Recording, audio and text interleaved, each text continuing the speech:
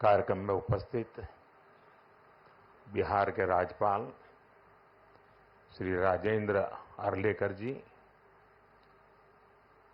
यहां के कर्मठ मुख्यमंत्री श्रीमान नीतीश कुमार जी, हमारे विदेश मंत्री श्री एस जयशंकर जी, विदेश राज्य मंत्री श्री पवित्र जी, विभिन्न देशों के एक्सेलेंसीज, एम्बेसडर्स, नालंदा यूनिवर्सिटी के वीसी प्रोफेसर, स्टूडेंट्स, उपस्थित साथियों, मुझे तीसरे कार्यकाल की शपथ ग्रहण करने के बाद पहले 10 दिनों में ही नालंदा आने का अवसर मिला है।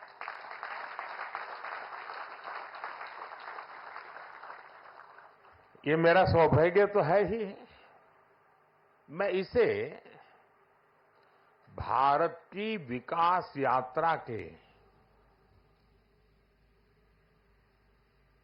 एक शुभ संकेत के रूप में देखता हूं। नालंदा ये केवल नाम नहीं है। नालंदा एक पहचान है, एक सम्मान है। नालंदा एक मूल्य है, नालंदा एक मंत्र है, गौरव है, गाथा है।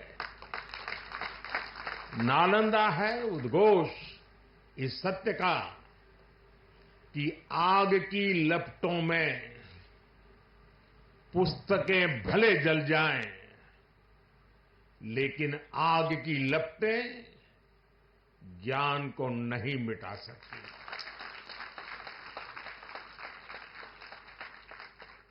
नालंदा के ध्वंस ने भारत को अंधकार से भर दिया था। अब इसकी पुनर्स्थापना भारत के स्वर्णिम युग की शुरुआत करने जा रहा है। साथियों, अपने प्राचीन अवशेषों के समीप नालंदा का नवजागरण, ये नया कैंपस विश्व को भारत के सामर्थ्य का परिचय देगा। नालंदा बताएगा, जो राष्ट्र मजबूत मानवीय मूल्यों पर खड़े होते हैं, वो राष्ट्र इतिहास को पुनर्जीवित करके बेहतर भविष्य की नींव रखना जानते हैं। और साथियों, नालंदा केवल भारत के ही अतीत का पुनर्जागरण नहीं है, इसमें विश्व के, एशिया के कितने ही देशों की विरासत जुड़ी हुई है। एक यूनिवर्सिटी कैंपस के इनॉग्रेशन में इतने देशों का उपस्थित होना, ये अपने आप में अभूतपूर्व है।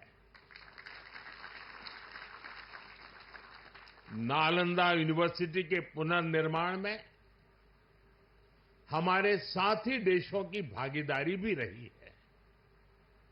मैं इस अवसर पर भारत के सभी मित्र देशों का, आप सभी का अभिनंदन करता हूं। मैं बिहार के लोगों को भी बधाई देता हूं।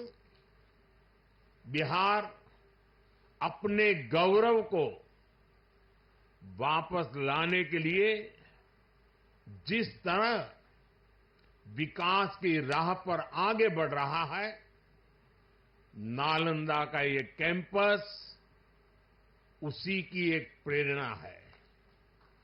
साथियों, हम सभी जानते हैं कि नालंदा कभी भारत की परंपरा और पहचान का जीवंत केंद्र हुआ करता था।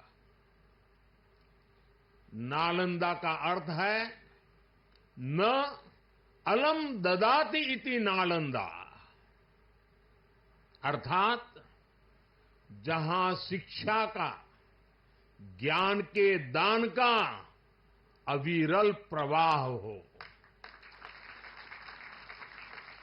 शिक्षा को लेकर, एजुकेशन को लेकर यही भारत की सोच रही है।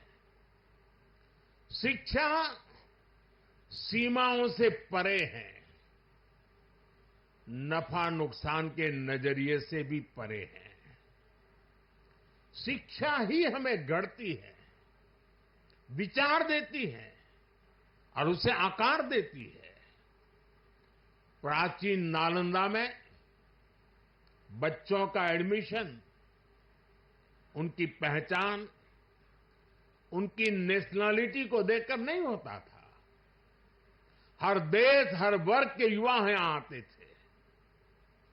नालंदा विश्वविद्यालय के इस नए कैंपस में हमें उसी प्राचीन व्यवस्था को फिर से आधुनिक रूप में मजबूती देनी है।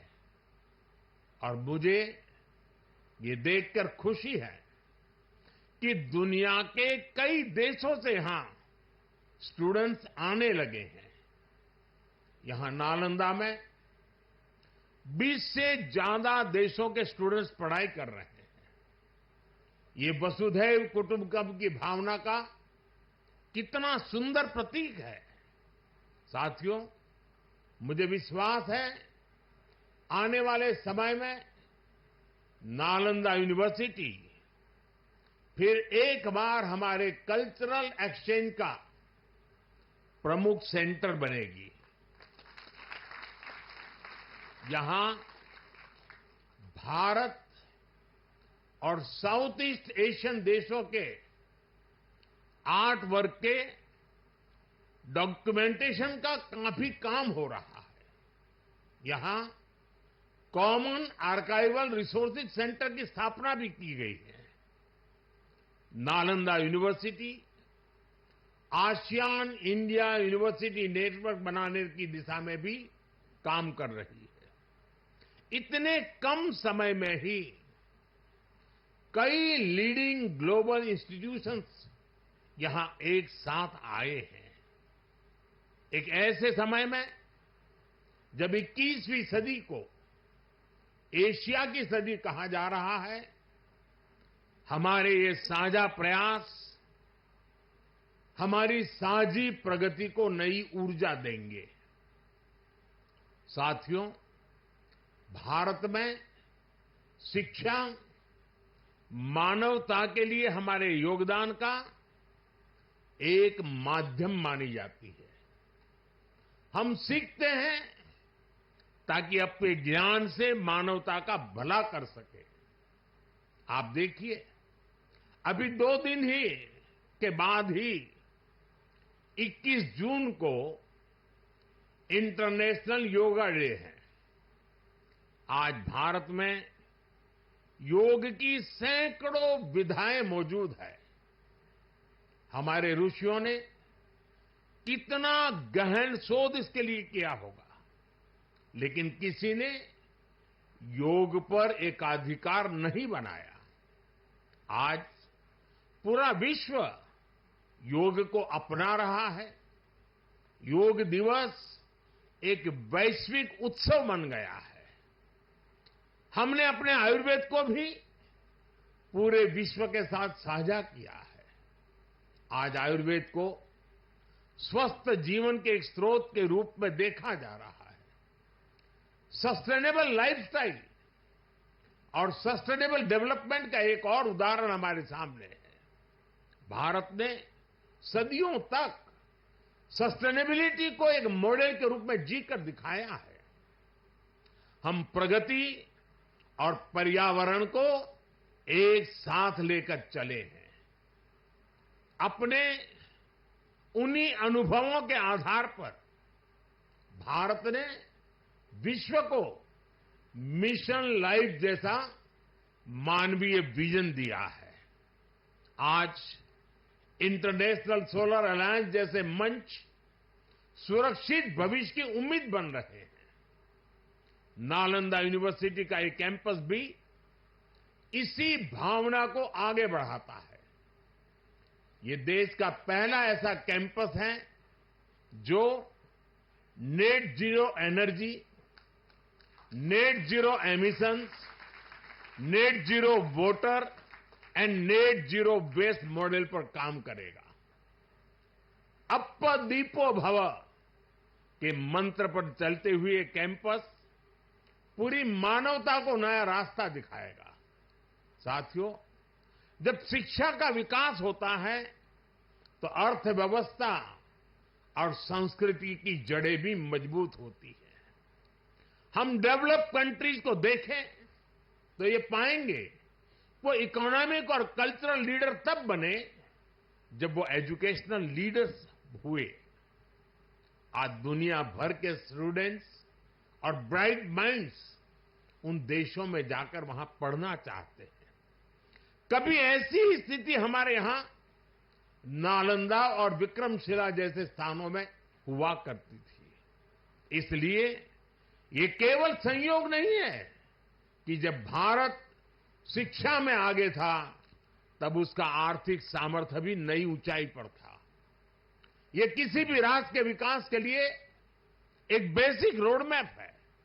इसलिए 2047 तक विकसित होने के लक्ष्य पर काम कर रहा भारत इसके लिए अपने एजुकेशन सेक्टर को उसका कायाकल्प कर रहा है।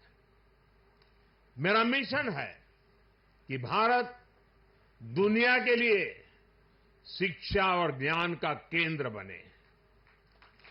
मेरा मिशन है भारत की पहचान फिर से दुनिया के सबसे प्रोमिनेंट नॉलेज सेंटर के रूप में उभरे। और इसके लिए भारत आज बहुत कम उम्र से ही अपने स्टूडेंट्स को इनोवेशन की स्पिरिट से जोड़ रहा है। आज एक तरफ 1 करोड़ से ज्यादा बच्चों को अटल टिंकरिंग लैब में लेटेस्ट टेक्नोलॉजी के एक्सपोजर का लाभ मिल रहा है।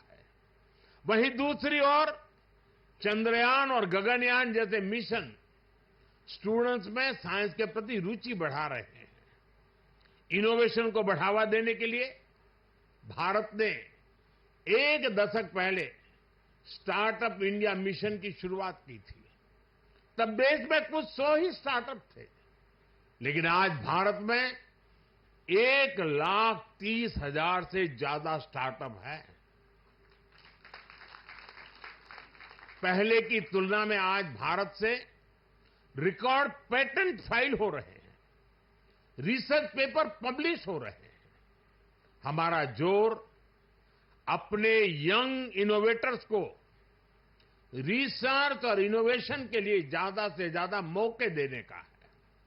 इसके लिए सरकार ने 1 लाख करोड़ रुपए का रिसर्च फंड बनाने की घोषणा भी की है। साथियों, हमारा प्रयास है भारत में दुनिया का सबसे कॉम्प्रिहेंसिव और कंप्लीट स्किलिंग सिस्टम हो। भारत में दुनिया का सबसे advance research oriented higher education system हो। इन सारे प्रयासों के नतीजे भी दिखाई दे रहे हैं। पिछले कुछ सालों में भारतीय यूनिवर्सिटीज ने ग्लोबल रैंकिंग में पहले से काफी बेहतर परफॉर्म करना शुरू किया है। 10 साल पहले क्यूएस रैंकिंग में भारत के सिर्फ 9 शिक्षा संस्थान थे। आज इसकी संख्या बढ़कर 46 पहुंच रही है। कुछ दिन पहले ही Times higher education impact ranking आई है।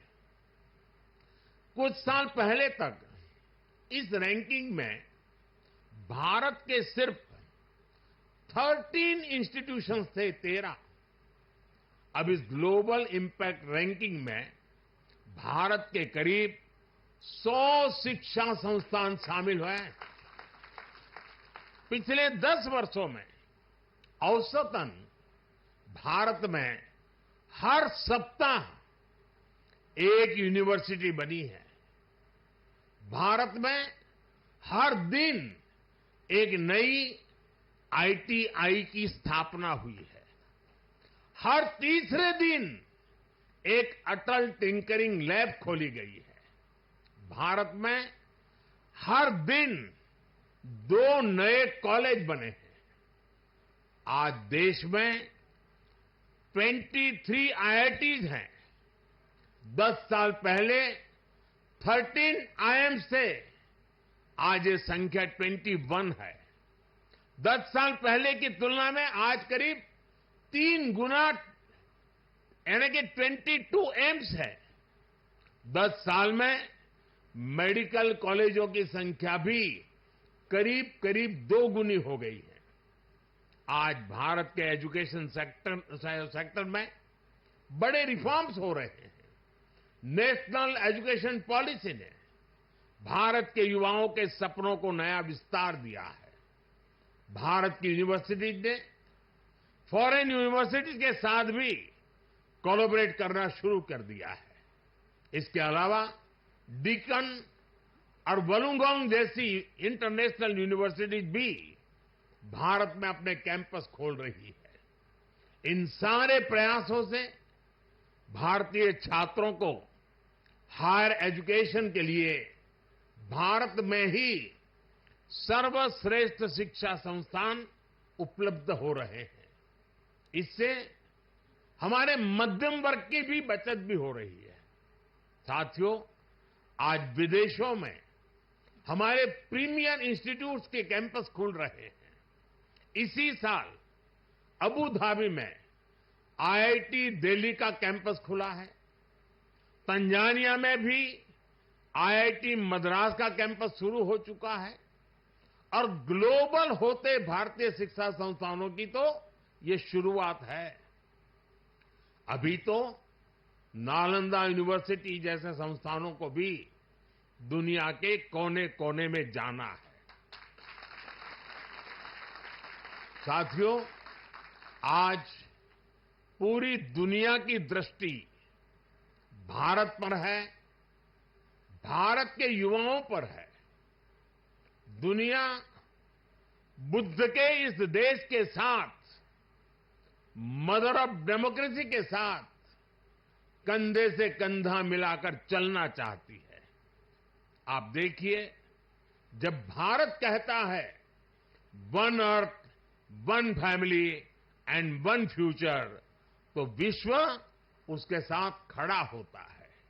जब भारत कहता है वन सन, वन वर्ल्ड, वन ग्रिड, तो विश्व उसके भविष्य की दिशा मानता है।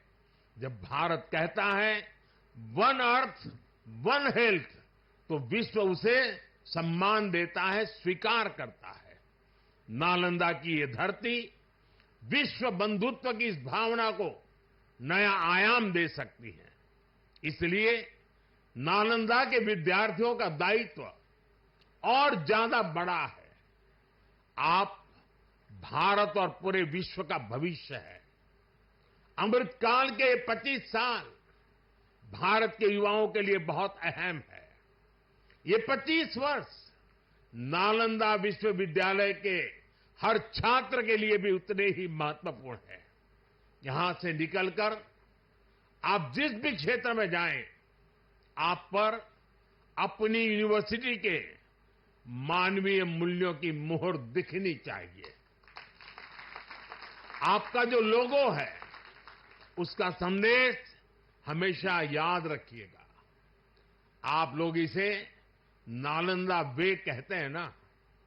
व्यक्ति का व्यक्ति के साथ सामंजस्य, व्यक्ति का प्रकृति के साथ सामंजस्य आपके लोगों का आधार है।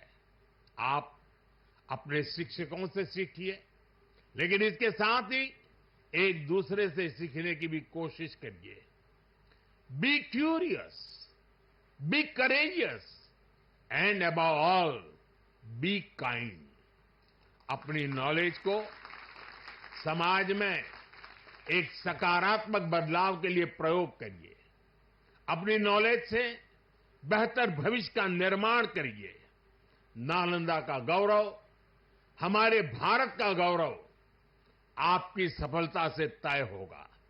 मुझे विश्वास है आपके ज्ञान से पूरी मानवता को दिशा मिलेगी। मुझे विश्वास है हमारे युवा आने वाले समय में पूरे विश्व को नेतृत्व देंगे। मुझे विश्वास है नालंदा ग्लोबल कॉज का एक महत्वपूर्ण सेंटर बनेगा। इसी कामना के साथ आप सभी का मैं हृदय से बहुत बहुत धन्यवाद करता हूं और नीतीश जी ने सरकार की तरफ से पूरी मदद का जो आह्वान किया है उसका मैं स्वागत करता हूं। भारत सरकार भी इस विचार यात्रा को जितनी ऊर्जा दे सकता है उसमें कभी भी पीछे नहीं रहेगा।